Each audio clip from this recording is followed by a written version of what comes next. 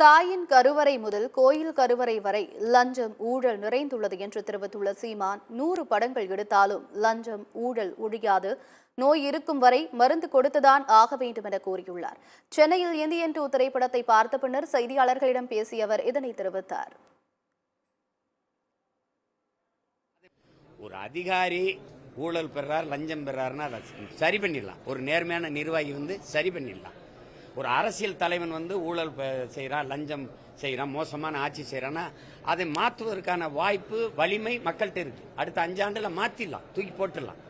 ஆனால் மக்கள் கரப்ட் ஆயிட்டா, மக்களே ஊழல் மயமாயிட்டு, லஞ்சம் மயமாயிட்டா ஒண்ணும் பண்ண முடியாது, ஒண்ணுமே பண்ண முடியாது. ஒரு குட்டை நஞ்சாயிருச்சு, ஒரு குளம் நஞ்சாயிருச்சு, ஒரு ஏரி நஞ்சாயிருச்சு, தண்ணி எடுத்து ஊத்திடலாம். ஒரு கிணறு நஞ்சாயிருச்சுன்னா தண்ணி இறைச்சிட்டு வேற தண்ணியை நினைச்சிடலாம்.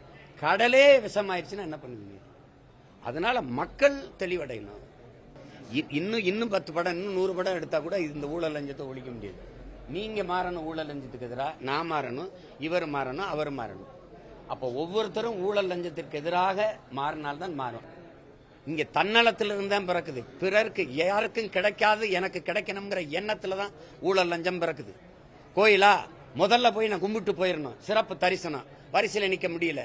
அங்க தாயின் கருவறை பிரசவத்துக்கு போறேன்னா என்ன செலவானாலும் பரவாயில்ல, எப்படியாவது காப்பாத்திருங்கன்னு நீங்க மருத்துவர் கையை பிடிச்சு சொல்றீங்கல்ல, அந்த வார்த்தை தான் லஞ்சம். அப்ப எவ்வளவு செலவானாலும் பரவாயில்லையா, காசு வச்சிருக்கான். அப்ப இயற்கை பிரசவம் கூட சிகிச்சை, அறுவை சிகிச்சைக்கு போகுது, சிசேரியனா போகுது, லஞ்சம். தாயின் கருவறையிலிருந்து கோயில் கருவறை வரைக்கும் நீங்க காசு